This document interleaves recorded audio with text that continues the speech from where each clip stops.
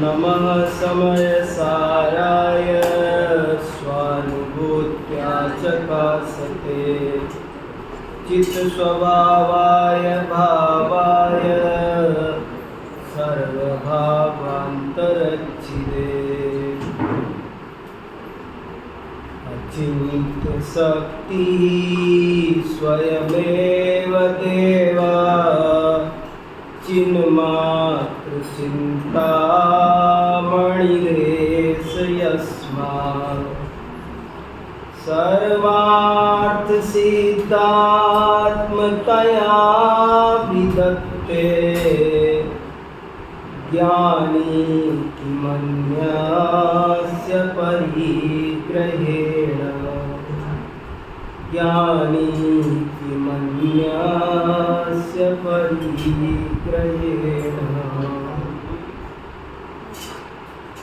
47 शक्तियों का स्वाध्याय कर रहे हैं जो वास्तव में 47 नहीं होती है, अनंत होती है। शक्ति 47 को सैंपल दिखाया है। वो तो केवल जैसे मिष्टान भंडार से मिठाई खरीदनी हो तो एक मिठाई चखा के दिखाते हैं। दुकान पर एक मिठाई नहीं है, दुकान पर तो अपरंपार मिठाइयाँ हैं और उसका गोदाम भरा हुआ है। ऐसे ही आत्मा में अनंत शक्तियाँ हैं। कितना जोर देकर समझाया जा रहा है कि सर्वार्थ सिद्धात्मतया विदत्ते, सब काम अपने आप से स्वयं हम कर सकते हैं। हर द्रव्य समर्थ है। संसार का कोई भी द्रव्य असमर्थ नहीं है, दुर्बल नहीं है, पराधीन नहीं है। यद्यपि जगत के अज्ञानी जीवों ने उसे पराधीन बनाने की, रखने की भरपूर चेष्टाएं की है, पर वास्तव में एक भी वस्तु पराधीन नहीं है, अत्यंत स्वाधीन है। न वो कमजोर है, ऐसा जैन तत्वज्ञान और अध्यात्म ही नहीं कहता है, बल्कि ऐसा आज का विज्ञान भी सिद्ध करता है। वस्तु समर्थ है। सर्वार्थ सिद्धात्मतया विदत्ते ज्ञानी किमन्यस्य परिग्रहेण। ज्ञानी को अन्य परिग्रह से क्या माने? ये बहुत अच्छी पंक्ति है, ये श्लोक बहुत अच्छा है। मैंने आपसे कहा इसे याद कर लो, इसमें बहुत माल भरा है, लिखकर इसीलिए दिया है अर्थ सहित। अचिन्त्य शक्ति स्वयमेव देवः। हमारा देव कौन है? किसकी आराधना करें, किसको पूजें, किससे उम्मीद करें? वो कह रहे हैं ये आत्मा स्वयं ही अपना देव है। अचिन्त्य शक्ति स्वयमेव देवः चिन्मात्र चिंता मणिरेष यस्मात्। मैं स्वयं, मेरा आत्मा ही चिंतामणि है। मेरा आत्मा कल्प वृक्ष है। मेरा आत्मा ही कामधेनु है। मेरा आत्मा ही पारस पत्थर है।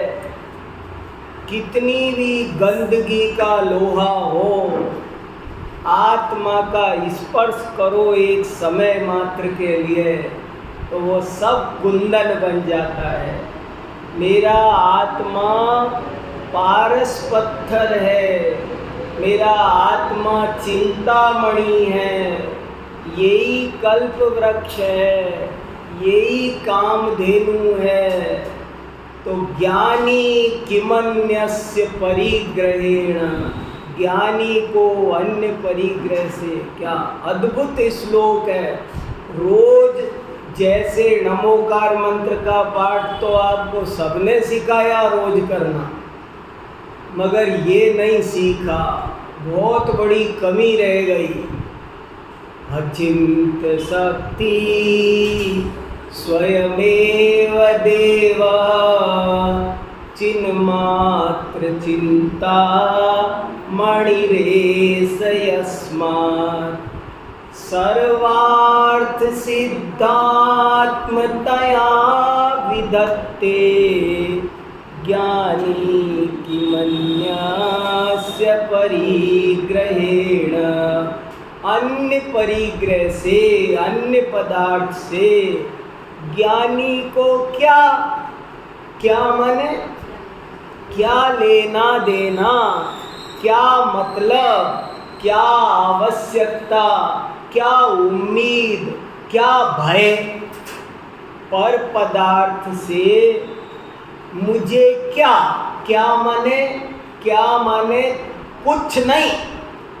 पर पदार्थ से मुझे कुछ उम्मीद, पर पदार्थ से मुझे कोई भय, चिंता कुछ नहीं। देखो भाई, ये विषय अनादि काल से आज तक सुनने नहीं मिला। अनादि काल से आज तक हमने राजा महाराजाओं के वैभव की कहानियाँ तो खूब सुनी। अमुक राजा का वैभव सुनो, अमुक सेठ का वैभव सुनो। हमने दुनिया के लखपति करोड़पतियों के, पैसे वालों के, चक्रवर्ती का वैभव तो आपने बहुत बार सुना। ग्रंथ भी है एक, भरतेश वैभव। एक ग्रंथ का नाम है भरतेश वैभव। भरतेश वैभव में काय का वर्णन है? भरत चक्रवर्ती के वैभव का। क्या वैभव है? कोड़ 18 घोड़े, 84 लाख हाथियाँ, इतने रत्न, ये वो फलाना ठिकाना। इन वैभव को तो बहुत सुना, बहुत बार आंखें फटी हैं, बहुत बार आंखें फटी, सबका वैभव सुना। पर आचार्य कुंद कुंद कहते हैं, मैं तुम्हें अपना वैभव दिखा। ये 47 शक्तियों को क्या नाम दिया है मूल में? कुंद कुंदाचार्य ने इनको वैभव कहा है, आत्म वैभव। हमारे गुरुजी ने, किसी ने ये भी प्रश्न पूछा कि इन्होंने, नितिन भैया ने पूछा कि ये 47 शक्तियों को ज़्यादा समझना हो तो कहाँ पढ़े? मैंने कहा मेरे गुरुजी कांजी स्वामी की पुस्तक है आत्म वैभव। क्या नाम किताब का? आत्म वैभव। 600 पेज की किताब है, मैंने पूरी 4 बार पढ़ी है।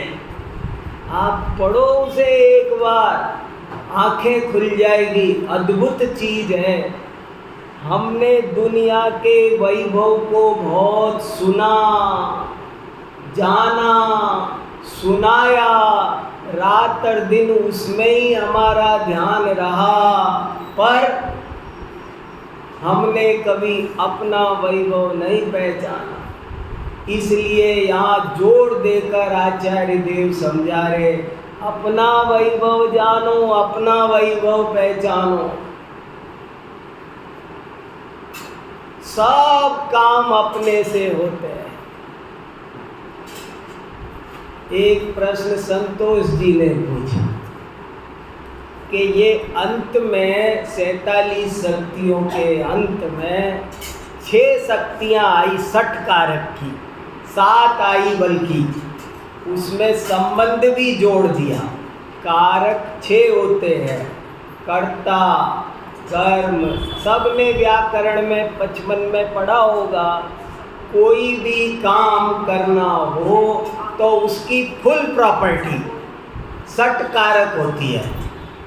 कोई भी काम करना हो तो ये दुनिया मानती है, वैयाकरण भी कहते हैं कि उसका अगर कंप्लीट आंसर चाहिए, जैसे मैं कहूँ कि मैंने खाया तो आप पूछोगे इसमें सब लगना चाहिए।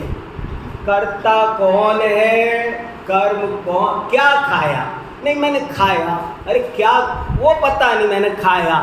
तुम्हारी बात विश्वास करने लायक। यदि कर्म नहीं बताया तो मतलब तुम्हारी बात कमज़ोर है। कर्म भी बताओ, कर्ता भी बताओ, करण भी बताओ, संप्रदान भी बताओ, अपादान भी बताओ और अधिकरण भी बताओ। 6 बात का उत्तर हो तो बात सही है, ये चेक पॉइंट है। अदरवाइज वो बात समझ लेना अधूरी है। तो यहाँ सट कारकों की चर्चा आई। प्रवचन सार में 16 नंबर की गाथा का आप घड़ा के स्वाध्याय, वो गाथा सट कारकों की गाथा है और उसमें ऐसा लिखा है कि प्रत्येक पदार्थ अपने सट कारकों से परिणमित होता है। हर पदार्थ स्वयंभू है, स्वयंभू। ये स्वयंभू शब्द बहुत इंपॉर्टेंट है।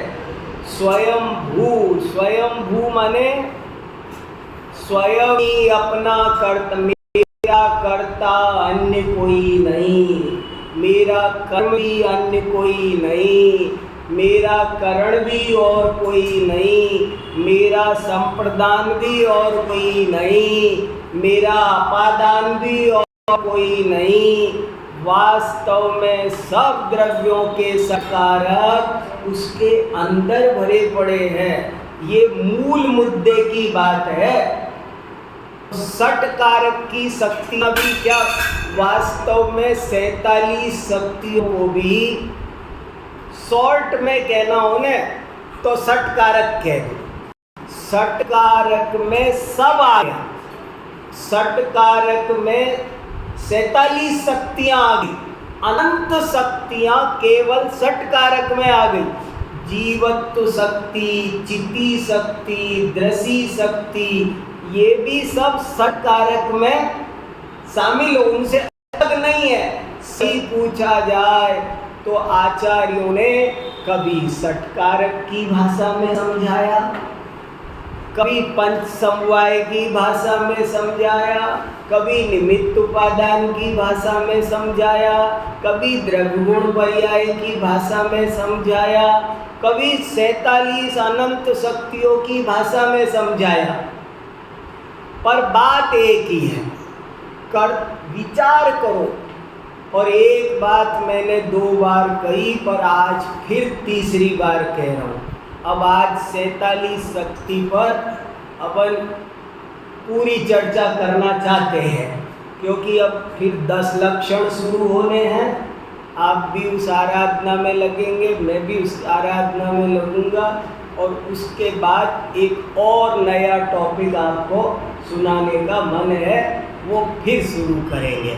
तो आज मैंने कहा फिर इसका गहरा स्वाध्याय, जो इम्पोर्टेंट बातें बच गई उनको और कर लेते हैं। तो एक बात ये बार बार कही कि इन 47 शक्तियों को रटो तो सही, पाठ तो करो, नाम तो याद करो, लेकिन केवल रटना नहीं है, बल्कि इनको व्यावहारिक रूप से समझना है, यथार्थवादी बनकर समझना है कि कैसे कहा, क्या कहा, आचार्य देव क्या कहना चाहते हैं, ऐसे उसे समझो, केवल रटो नहीं। मैं फिर जोड़ दे रहा हूँ, रटना मात्र नहीं है, उसे शांति से बैठकर समझना है। कि कहीं कुछ मेरे को धोखा तो नहीं दिया जा रहा है, क्या समझाया जा रहा है कि मेरे वैभव की बात मुझे समझाई जा रही है। तो इसलिए इसे व्यावहारिक बन के समझना है। मैं ही मेरा करता हूँ, मैं ही मेरा कर्म, गजब हो गया। आप चिंतन करो तो रात और दिन, ऐसे लिखा है वहाँ प्रवचन सार 16वीं गाथा में कि पर पदार्थों के संयोग वियोग की भावना से ये जीव व्यर्थ ही बेचैन होता रहता है।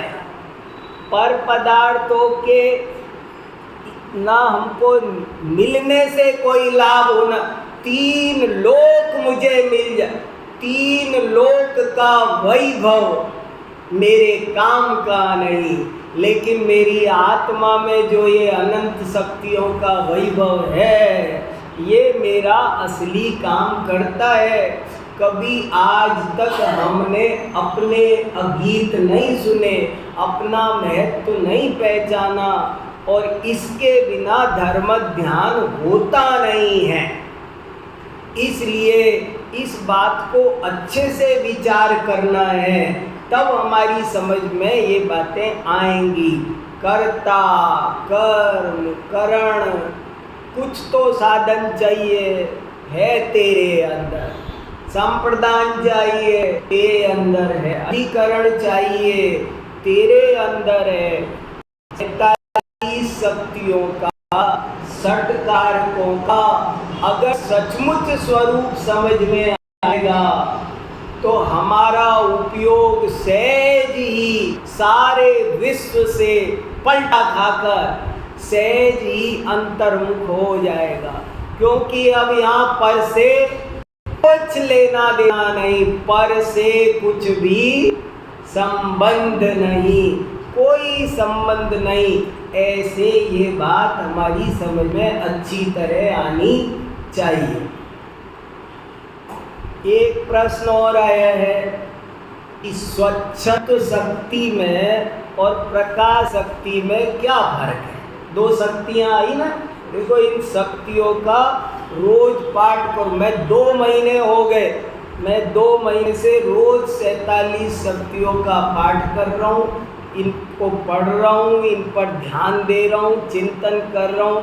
मेरे 2 महीने इनकी मस्ती में गुजरे हैं, बहुत आनंद आया है। यही स्वाध्याय का लाभ है। तो देखो क्या क्या शक्तियाँ, एक बार फिर सुन लो सब। जीवत्व शक्ति, विचार करो क्या कह रही है। जीवत्व शक्ति कहती है कि तुम्हारा जीवन किसी पर डिपेंड नहीं है। तुम जीवत्व शक्ति, अपने अंदर एक ऐसी योग्यता है कि जिसके कारण जीते हो। चिति शक्ति, आत्मा चेतन है, चेतन चेतन रहेगा, कभी कोई ताकत इसे अचेतन बना सकती नहीं है। चिति शक्ति का क्या मैसेज, जैसे वो नारे लगाते ना, भगवान महावीर का क्या संदेश ऐसे ही 47 शक्तियों का क्या संदेश, तुम अजर अमर हो। दूसरी शक्ति का क्या संदेश कि तुम चेतन थे, चेतन हो, चेतन रहोगे। तुमको दुनिया की कोई ताकत जड़ बना सकती नहीं। देखो तो सही, दृष्टि शक्ति, तुम्हें देखने के लिए चश्मा नहीं चाहिए, देखना तुम्हारा स्वभाव है।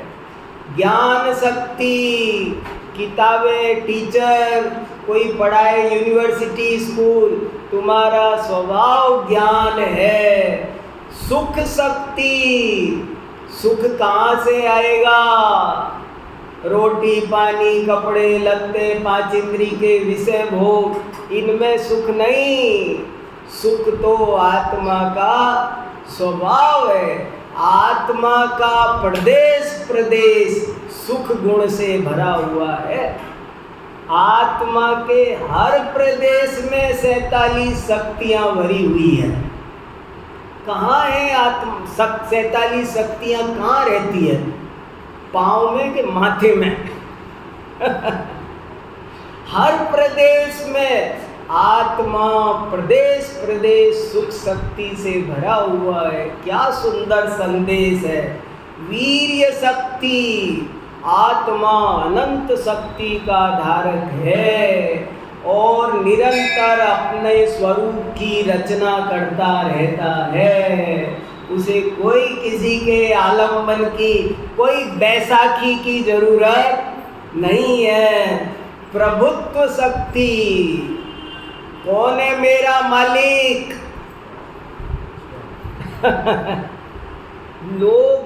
लोगों ने आज तक अपने मन को कमजोर करने में धर्म ध्यान को भी इसी काम में लगाया।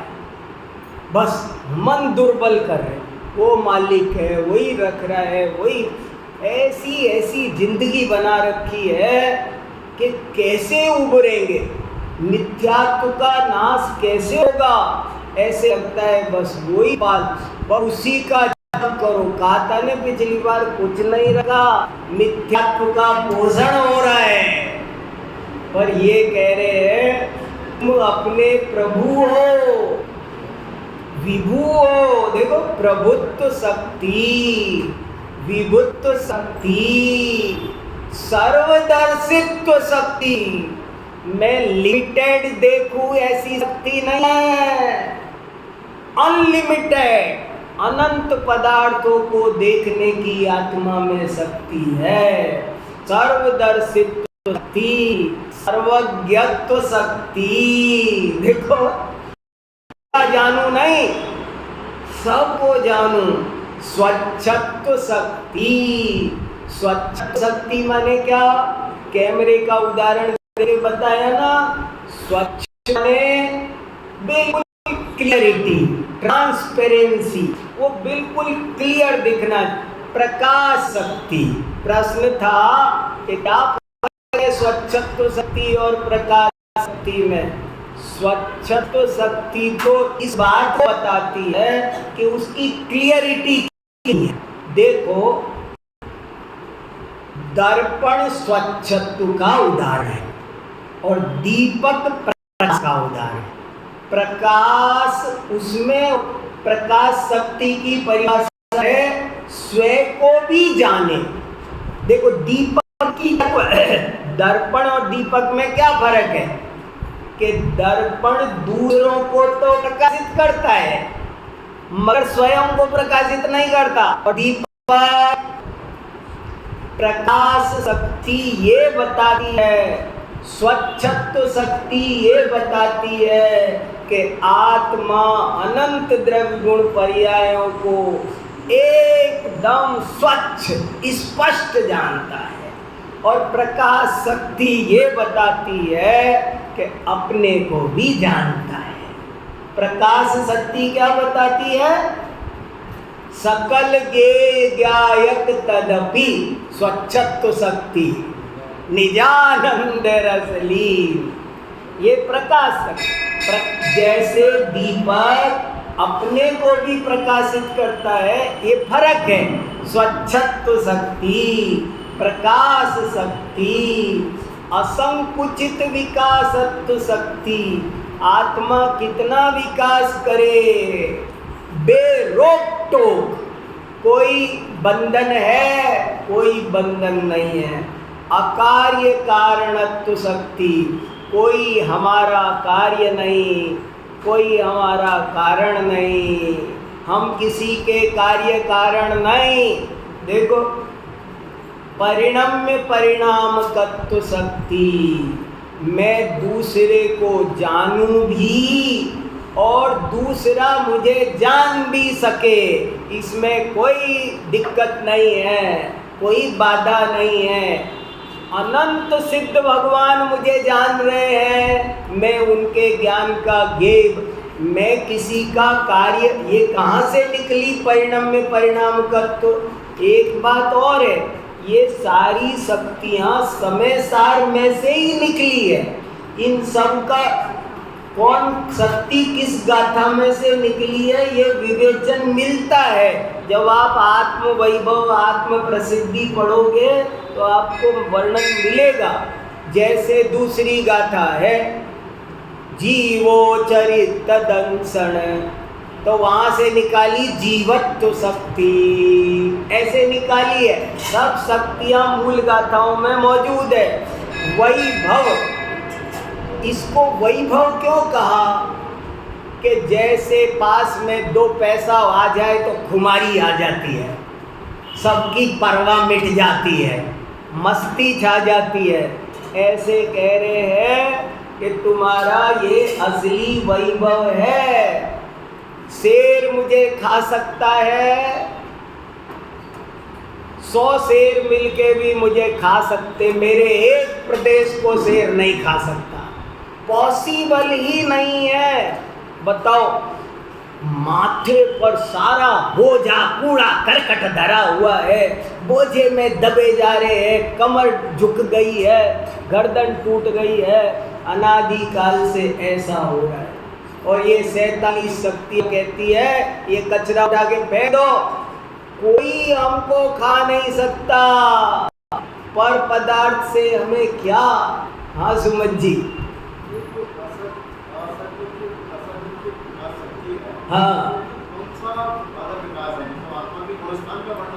नहीं, के गुणस्थान आत्मा में जो जैसे ज्ञान है, ज्ञान का कितना विकास होगा, कितना विकास होगा। जैसे दुनिया में यूनिवर्सिटी में कितना पढ़ोगे कि पहली पढ़ ली, प्राइमरी पढ़ लिए, बोले अब सेकेंडरी स्कूल में चले, मैट्रिक में चले आओ, बोले अब जैसे हमारे यहाँ बच्चे पढ़ने आते हैं तो हम उनको सबसे पहले डिप्लोमा कराते हैं, फिर वो कहते हैं अब हम क्या पढ़ें और पढ़ना है, तो हम कहते हैं शास्त्री पढ़ लो। फिर कहते हैं अब क्या पढ़ें, तो बोले एमए कर लो, बोले एमए क्या करें, बोले पीएचडी करो, तो बोले अब क्या करें, क्या डीलिट कर लो, बोले अब क्या करें, हमारे पास कुछ नहीं है, तुम पढ़ो। यूनिवर्सिटी की एक मर्यादा है, उसके आगे पढ़ाई बंद हो जाती है। मगर ज्ञान का विकास कितना हो, सुख का विकास कितना हो, चेतना का विकास कितना हो, असंकुचित विकास शक्ति का मतलब है कि आत्मा की हर शक्ति, आत्मा का हर गुण अनलिमिटेड रूप से डेवलप हो सकता है। उसको कोई ऐसा नहीं कहेगा कि आप इतना ही ले सकते, सबको एक एक मिलेगा, सबको 2-2 मिलेगा, ऐसे नहीं है कोई मर्यादा। हाँ हाँ, उसमें अनंत विकास हो गया ना, उसी का नाम सिद्धावस्था है। अब उसके बाद बोले वही तो, उसका हमको लग रहा है कि वहाँ जाके लिमिट हो गई, वहाँ जाके लिमिट नहीं हुई, वहाँ जाके भी प्रतिपल हर पल अनंत ज्ञान, अनंत दर्शन, अनंत सुख, ये प्रतिपल पैदा हो रहे हैं ना, आपको पता नहीं चल रहा है। जैसे एक होता है टंकी का पानी और एक होता है कुएं का पानी, क्या फर्क है टंकी के पानी में, कुएं के पानी में? जैसे नल खोला, उस नल में टंकी का पानी आ रहा है तो क्या है कि जब टंकी खाली हो जाएगी तो पानी आना बंद हो जाएगा। और कुएं का पानी कितनी बाल्टी निकाले कि निकालते जाओ, सिद्ध दशा कुएं का पानी है। वहाँ अनंत विकास का भंडार खुल गया है, वो लिमिटेशंस हट गई है। संसार दशा में जो लिमिटेशंस थी वो सब लिमिटेशंस वहाँ हट गई। ऐसी असंकुचित विकासत्व शक्ति अब भाव का भी, उसमें भाव अपेक्षा असंकुचित विकास भी देखो। अकार्य कारणत्व शक्ति सब खुलासा कर लिया था, बस दोहरा रहे हैं। परिणम्य परिणामकत्व शक्ति, त्यागोपादान शून्यत्व शक्ति, अगुरु लघुत्व शक्ति, उत्पाद व्यय ध्रुवत्व शक्ति। देखो निरंतर मुझे उत्पाद व्यय तो करना पड़ेगा, अपनी पर्याय तो करनी पड़ेगी। बोले नहीं, उत्पाद व्यय भी ऑटोमेटिकली, वो बताए ना ऑटोमेटिक मशीन है, कपड़े धो भी देगी, सूखा भी देगी, और क्या बताया था आपने, प्रेस भी कर देगी। हे भगवान, ऐसी फुल्ली ऑटोमेटिक है ये आत्मा। उत्पाद व्यय द्रव्य के लिए भी किसी को वो तो करना पड़ेगा। बोले नहीं, परिणाम शक्ति, अमूर्त तत्व शक्ति, कभी मैं मूर्तिक हो जाऊंगा तो होगा, कोई सवाल नहीं है। सारी चिंता, फिकर, भय, आशा, क्रोध की कोई गुंजाइश नहीं है, अहंकार की कोई गुंजाइश नहीं है। सारे विकारी परिणाम व्यर्थ हैं, निरर्थक हैं, कोई काम आते नहीं है। अकर्तृत्व शक्ति, अभोक्तृत्व शक्ति, मैं अपने विकारी परिणाम का भी कर्ता भोक्ता नहीं हूँ। निष्क्रियत्व शक्ति, आत्मा अभी संसार दशा में हलन चलन करता है, पर मेरे में शक्ति ऐसी है कि अनंत काल तक निष्क्रिय रूप से सिद्ध भगवान कब तक रहेंगे वहाँ, कभी तो आएंगे। यहाँ वो सिस्टम नहीं। निष्क्रियत्व शक्ति, नियत प्रदेशत्व शक्ति, आत्मा के प्रदेश जितने हैं उतने हैं।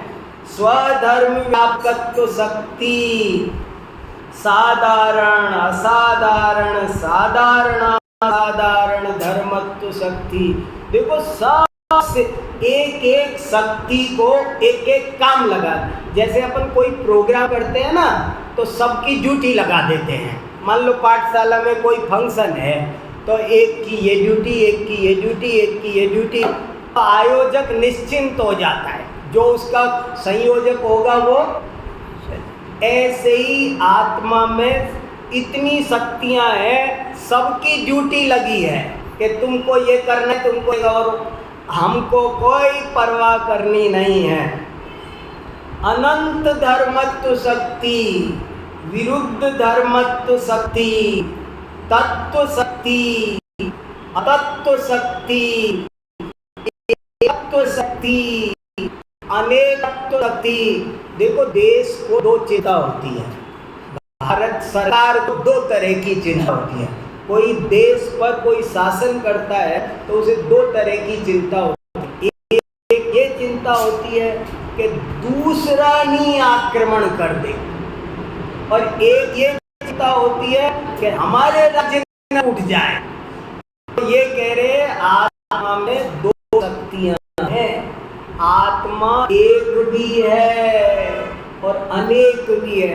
ज्ञान का काम दर्शन करने लगे तो बोले नहीं करेगा।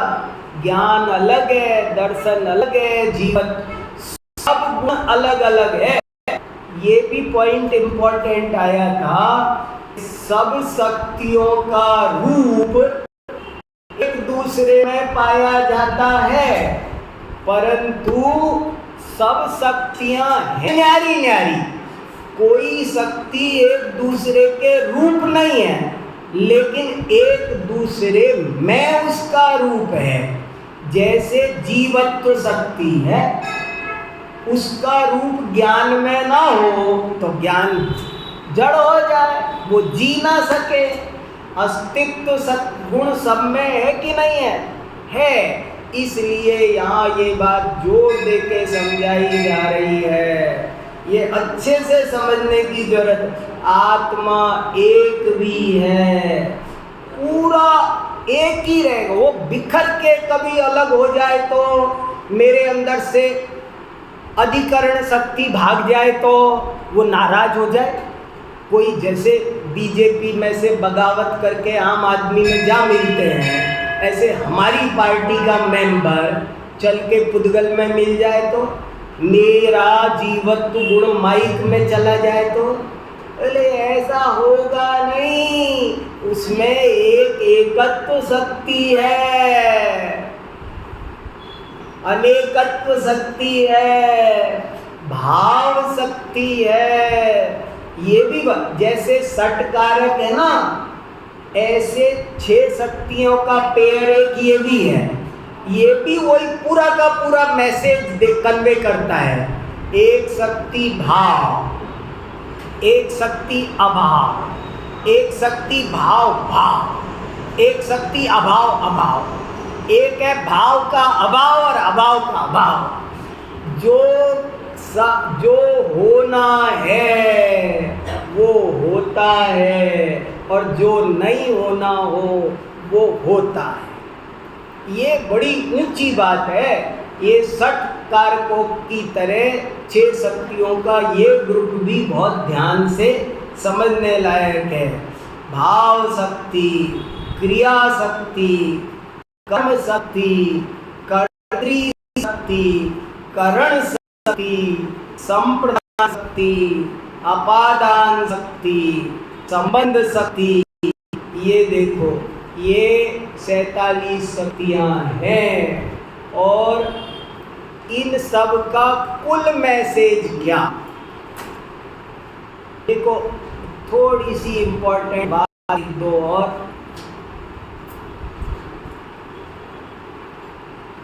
ये 47 शक्तियाँ क्यों पूर्ण है? हमको इनको पढ़ने से, क्यों पढ़ना इनको, इसे इनको पढ़ने से क्या लाभ होता है? जरा सोचो आप सब मेरे साथ। 47 शक्तियों की क्या इम्पोर्टेंस है? टॉपिक क्यों आया, क्या कह रहा है ये? इससे हमको क्या समझ में आना चाहिए? 47 शक्तियों का पाठ इसलिए महान है, इसलिए महत्वपूर्ण है क्योंकि ये मिथ्यात्व का नाश करता है। 47 शक्तियों की ये जो चर्चा हमारी आज 7 घंटे हो गए, आज 7 घंटे से चर्चा कर रहे हैं। क्या कह रही है ये विषय क्यों इम्पोर्टेंट है? क्योंकि इससे मिथ्यात्व का नाश होता है। अनादि काल से आज तक धर्म के क्षेत्र में आकर भी हमारा इस ओर ध्यान नहीं जा सका है कि मिथ्यात्व का नाश किया जाए। संसार की असली जड़ मिथ्या दर्शन है, मिथ्यात्व है। एक द्रव्य को दूसरे द्रव्य का कर्ता धर्ता मानना, वो मिथ्यात्व की जड़ है। और ये 47 शक्तियों का प्रकरण इस जड़ को काटता है। ये 47 शक्तियाँ, हर पदार्थ में अनंत शक्तियाँ हैं। सब द्रव्य अपना अपना काम करते हैं। हम लोग धर्म के क्षेत्र में भी आते हैं तो पुण्य भाव में, शुभ भाव में संतुष्ट हो जाते हैं। ऐसा बहुत बार हुआ है हमारे साथ। जन्म जन्म में ये दुर्घटना घटी है। ये एक्सीडेंट हुआ है हमारे साथ कि हम आए धर्म करने, हम आए आत्मा का हित करने, और हम कहाँ अटक गए? हम थोड़े से पुण्य भाव में, शुभ भाव में संतुष्ट हो गए। थोड़ा दया कर दो, दान कर दो, गरीबों को खिला दो, ये कर लो, ये पाठ कर लो, ये जाप कर लो। हम क्या समझते हैं? हो गई हमारी जीत, बढ़िया है, हम तो बहुत अपना अच्छा धर्म ध्यान चल रहा है। मिथ्यात्व का नाश करने का नाम धर्म है। धर्म की शुरुआत वहाँ से होती है। देखो, मैं एक प्रसंग सुनाता हूँ। मेरे गुरुजी अमेरिका गए, हुकमचंद भारेला। वो अमेरिका गए तो वो वहाँ पर अक्सर मंदिर भी आसपास नहीं होते हैं, बहुत बहुत दूर दूर मंदिर मिलते हैं, और अब तो फिर भी बन गए। ये जो घटना सुना रहा हूँ मैं 30 साल पुरानी सुना रहा हूँ, 30 साल पहले की घटना है। तो वो गए तो वहाँ किसी के घर पर ही ऐसे स्वाध्याय होता था। कुछ ऐसे लोग थे स्वाध्याय प्रेमी, वो उनको बुला लेते थे, और जब बुला लेते थे तो उनके ही घर 2 4 10 भाई बहन इकट्ठे हो जाते और स्वाध्याय होता। तो एक बार किसी ने हमारे गुरुजी से प्रश्न पूछा। वो प्रश्न सुनो आप ध्यान से। प्रश्न पूछा कि देखो हमारे आसपास, आपके इंडिया जैसे हमारे आसपास तो कोई मंदिर है नहीं, कोई पाठशाला सत्संग है नहीं, तो हम क्या करें इन बच्चों को सुधारने के लिए? हमारे बच्चों में कैसे संस्कार डलेंगे? तो इन बच्चों के लिए हम क्या करें? तो बोले हम क्या करते हैं कि पास में चर्च में एक थोड़ी देर संडे एक क्लास लगती है, वो पादरी साहब उनको बच्चों को कुछ सिखाते हैं, तो हम बच्चों को वहाँ भेज देते हैं। तो कम से कम वो यहाँ रात भर दिन गेम खेलते रहते हैं, मोबाइल टी देखते रहते हैं, उससे बचेंगे और वो वहाँ चर्च में कुछ 2 अच्छी बातें सीख कर आएंगे। तो ये तो बढ़िया है ना। अब आप ये प्रश्न को किसी से पूछ के देखो, तब आपको मेरे उत्तर का महत्व समझ में आएगा। 100 लोगों से पूछोगे तो कितने लोग बोलेंगे हाँ ठीक कर रहे हो, बढ़िया है, अपने को तो 2 अच्छी बातें सीख रहे हैं ना बच्चे, बढ़िया है, जाओ सब में जो अच्छी बातें हैं सीखो। पर मेरे गुरुजी ने कहा बिल्कुल नहीं भेजना। वो गेम खेले तो खेलने देना, टीवी देखे तो देखने देना, पार्क में जाए तो जाने देना, दोस्तों के साथ घूमे तो घूमने देना, मगर वहाँ मत भेजना। बताओ क्यों? समझना मेरी बात। बहुत मुझे ये दृष्टांत ये बहुत इम्पोर्टेंट लगता है, छोटी बात ऐसे ही नहीं सुना रहा हूँ आपको। क्यों नहीं भेजना? कि वहाँ पर वो जाएगा तो वो ये तो सिखाएंगे ना कि वो सब यीशु की कृपा से हो रहा है, वही चला रहा, वो तो वो ये तुम्हें 2 बातें, कोई जानवरों से प्रेम कर, लेकिन ये भी सिखाएंगे कि हम जानवरों की दया कर सकते हैं। ये कर्तावाद के संस्कार तो देंगे ना। वो बच्चा वहाँ 10 साल चला गया ना तो जिंदगी में कभी जैन धर्म नहीं समझ पाएगा, इतना पक्का हो जाएगा। आज तो तुम उसको छोटा समझ के वहाँ भेज रहे हो, वो कल को वही बन जाएगा और उसकी समझ में यही आएगा कि वही कर रहा है।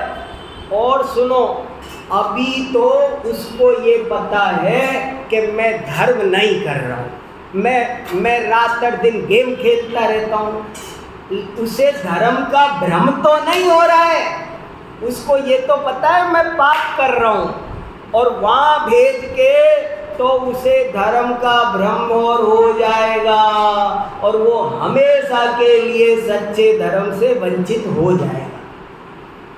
और एक और दूसरा नुकसान होगा, वो क्या होगा? तुम भी निश्चिंत हो जाओगे, तुम भी सोचोगे हमारा बच्चा 1 घंटे मॉरल वैल्यूज सीखने चला जाता है, बढ़िया है, अच्छा बच्चा, अच्छे संस्कार ले रहा है। अरे भले आदमी, ये बताओ तुम इंडिया छोड़ के यहाँ आए क्यों आए? पैसे कमा रहे हो ना, मोटा डॉलर कमा रहे हो कि नहीं? तो बच्चों में संस्कार देने की जिम्मेदारी तुम्हारी है। यहाँ आसपास क्यों नहीं छोटा मोटा चैत्यालय बनाते?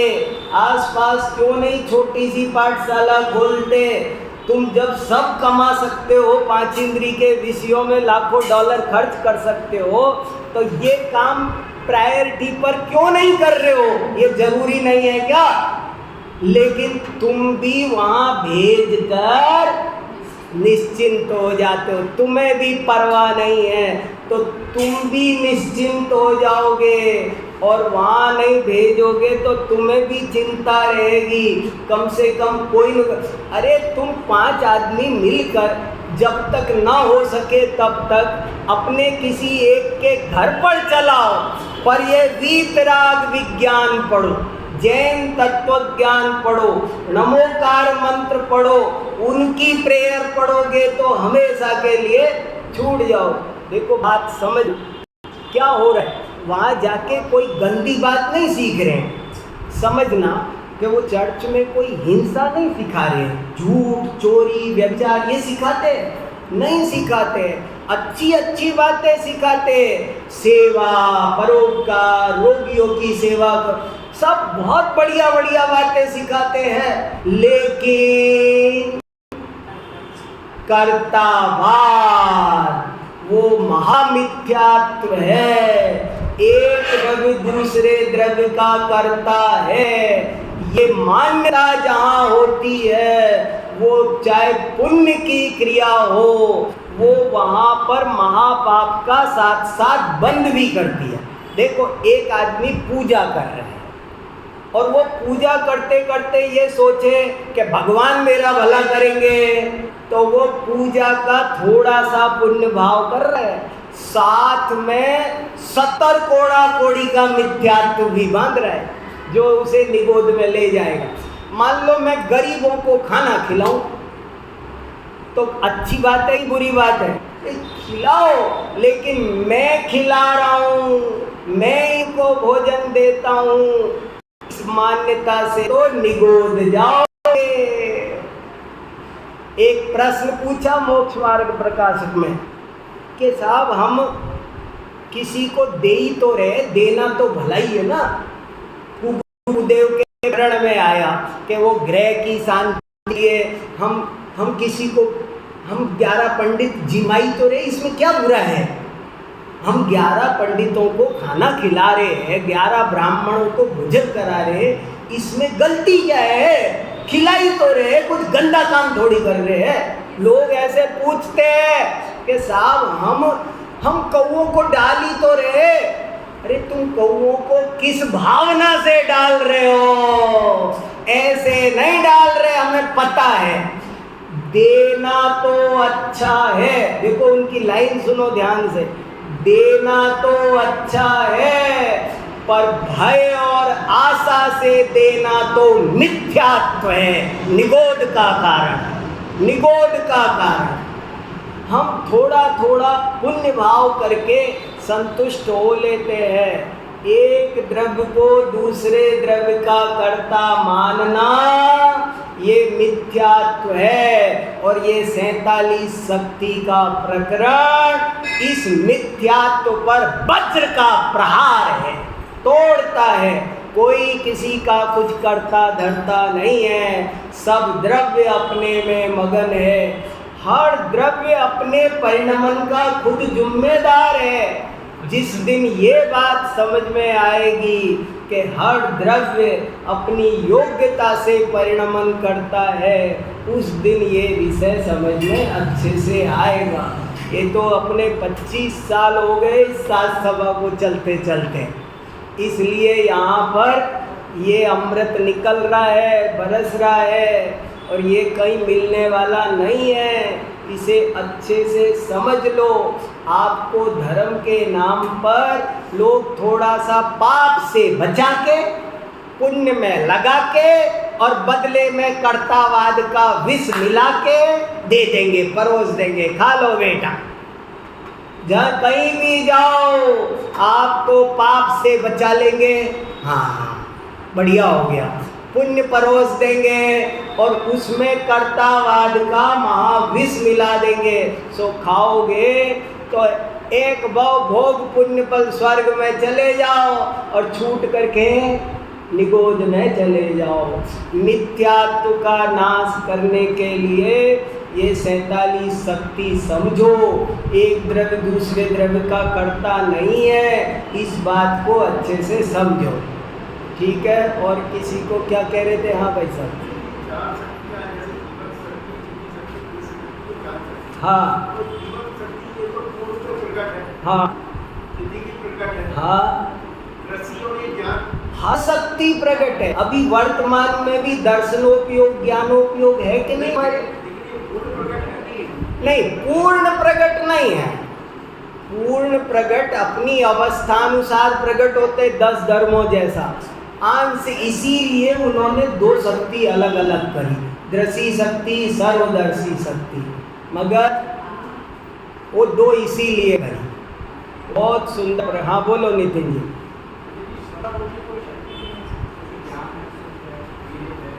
ये सब श्रद्धा ही की है, ऐसी मान्यता करना।